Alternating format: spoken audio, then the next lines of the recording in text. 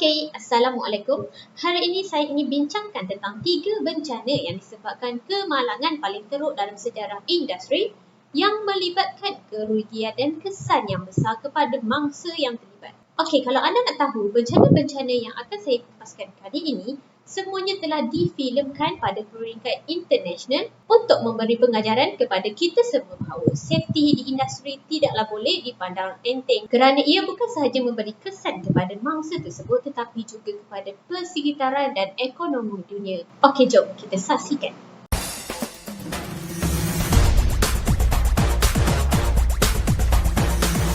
Okay, yang pertama, kemalangan industri yang pernah berlaku pada 26 April 1986 di Ukraine. Kemalangan ini terjadi di reaktor nombor 4 di login kuasa nuklear Chernobyl, berhampiran bandar di utara SSR Ukraine di Kesatuan Soviet. Bencana ini lebih dikenali sebagai Chernobyl disaster. Saya pasti ramai yang pernah dengar mengenai bencana ini kerana ia sangat terkenal dalam sejarah industri. Kemalangan ini berpunca daripada human error bersama-sama dengan masalah struktur sistem yang telah menyebabkan satu siri letupan di dalam loji kuasa nuklear Chernobyl yang memusnahkan reaktor dan bangunan-bangunan tambahan di mana ia menyebabkan pelepasan awan radioaktif. Kemalangan itu berlaku semasa ujian keselamatan pada turbin steam reaktor nuklear jenis RBMK. Semasa pengurangan kuasa reaktor yang dirancang sebagai persediaan untuk ujian, power output tersebut secara tiba-tiba menurun kepada level hampir sifar. Operator tersebut gagal untuk restore semula power level tersebut, lalu reaktor tersebut menjadi tidak stabil. Untuk pengetahuan anda, masalahnya berpunca di sini apabila risiko ini tidak dinyatakan dalam instruction atau SOP mereka. So, operator ni dengan rasa tak bersalahnya, mereka telah meneruskan ujian tersebut tanpa mengetahui akibat daripada itu. Tiba-tiba, tindak balas rantai nuklear menjadi tidak terkawal dan telah membebaskan sejumlah besar tenaga. Di sini letupan berlaku disebabkan oleh gabungan kecuaian operator dan kelemahan critical design dan langkah keselamatan industri yang tidak mencukupi yang diterima pakai oleh staf pada masa itu. Lebih 2 letupan telah memusnahkan bangunan reaktor tersebut. Ini diikuti dengan kebakaran reaktor yang membawa kepada pencemaran radioaktif bawaan udara yang berlaku kira-kira selama 9 hari yang berakhir pada 4 Mei 1986. 43 pekerja telah terkorban serta-merta semasa kejadian itu berlaku dan kira-kira 125,000 orang terbunuh pada tahun-tahun berikutnya oleh kanser atau penyakit lain yang disebabkan oleh pendedahan kepada radiation tersebut. Oleh itu, beribu-ribu penduduk Ukraine di kawasan itu terpaksa berpindah ke kawasan lain.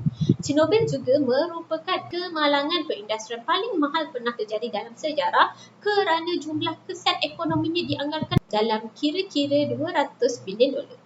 Kalau anda nak tahu, bencana ini telah difilmkan dan juga diolah menjadi drama bersiri dalam beberapa version. Jika anda ingin mengetahui dengan lebih lanjut mengenai bencana ini, anda bolehlah menonton filem-filem ini. Okey, kita pergi bencana yang kedua pula. Okey, bencana yang kedua adalah bencana yang paling teruk dalam sejarah Amerika pada 20 April 2010 iaitu bencana minyak Deepwater Horizon. Okey, bencana ini juga adalah bencana paling besar dalam penumpahan minyak di laut dalam sejarah dunia. Deepwater Horizon ini mungkin anda lebih familiar mengenainya kerana ia terjadi pada tahun 2010 berbanding dengan Chernobyl yang telah lama berlaku. Pelantar Deepwater Horizon ini dimiliki dan dikendalikan oleh offshore oil drilling company Transocean dan syarikat minyak BP yang terletak di prospek minyak Macondo di Mississippi Canyon, sebuah lembah di pelantar benua. Kejadian ini berlaku pada jam 7.45 malam iaitu semasa fasa terakhir penggerudian telaga penerokaan di Macondo geyser of seawater iaitu geyser di air laut meletus dari Marine Riser ke pelantar setinggi 70 meter ke udara. Ini tidak lama kemudian diikuti oleh letusan lumpur penggerudian, methane gas dan juga air. Komponen gas lumpur ini bertukar menjadi gas sepenuhnya dengan begitu cepat sekali dan kemudian menjadi satu siri letupan diikuti dengan firestorm. Percubaan untuk mengaktifkan pencegahan letupan ini telah dibuat pada masa itu. Malangnya, percubaan tersebut gagal. Pertahanan terakhir untuk mengelakkan tumpahan minyak ini juga telah mereka buat dengan menggunakan device yang dikenali sebagai blind shear ram.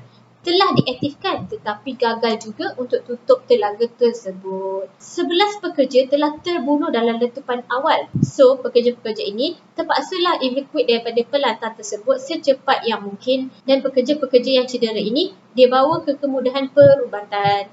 Letupan ini telah menyebabkan 11 pekerja terbunuh dan 17 yang lain cedera. Okey, selepas kira-kira 36 jam, pelantar di Water Horizon ini telah tenggelam pada 22 April 2010.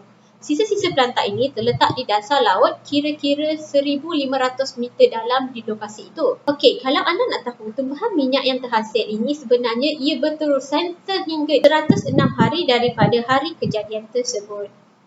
Agak lama juga kan tumpahan ini berlaku. Di mana kerajaan US telah menganggarkan tumpahan ini melibatkan kira-kira 60,000 tong sehari. Kemalangan ini boleh dikatakan kemalangan yang paling buruk dalam sejarah kerana ia bukan sahaja meraguk nyawa tetapi telah membawa kesan yang serius kepada kehidupan marine dan juga kesihatan penduduk tempatan. Okey, kita tengok pula bencana yang ketiga dalam sejarah industri iaitu Bhopal disaster di India. Bhopal disaster ini juga dirujuk sebagai tragedi gas Bhopal iaitu kejadian kebocoran gas pada malam 2 hingga 3 Disember 1984 di kilang racun perosak Union Carbide India Limited di Bhopal atau dikenali sebagai UCIL. Ia dianggap antara bencana perindustrian yang paling teruk di dunia di mana lebih 500,000 orang telah terdedah kepada kes ini yang dikenali sebagai methyl isocyanate ataupun MIC gas. Bahan yang sangat toksik ini telah memenuhi sekitar bandar-bandar kecil yang terletak berhampiran kilang itu. Sebelum kejadian ini berlaku, pengeluaran cecair MIC sedang dijalankan dan digunakan untuk mengisi tangki E610, E611 dan E619. Union Carbide Corporation UCC Safety Regulation menyatakan bahawa tiada satu tangki pun harus diisi dengan lebih 50%, iaitu lebih kurang 30 tan dengan cecair MIC. Setiap tangki diberi tekanan dengan inert nitrogen gas. Tekanan ini membenarkan cecair MIC tersebut dipam keluar dari setiap tangki mengikut keperluan dan juga memastikan kekotoran dan kelembapan keluar dari tangki tersebut. Namun, pada hujung Oktober 1984, iaitu 2 bulan sebelum bencana ini berlaku, tangki E610 telah mempunyai masalah teknikal untuk menerima inert nitrogen gas tersebut dan ini menyebabkan cecair MIC tidak dapat dipam keluar. Pada masa ini, tangki ini telah mengandungi cecair MIC sebanyak 42 tan iaitu lebih daripada apa yang telah ditetapkan. Oleh itu, sebahagian loji di kawasan ini telah ditutup bagi tujuan penyelenggaraan.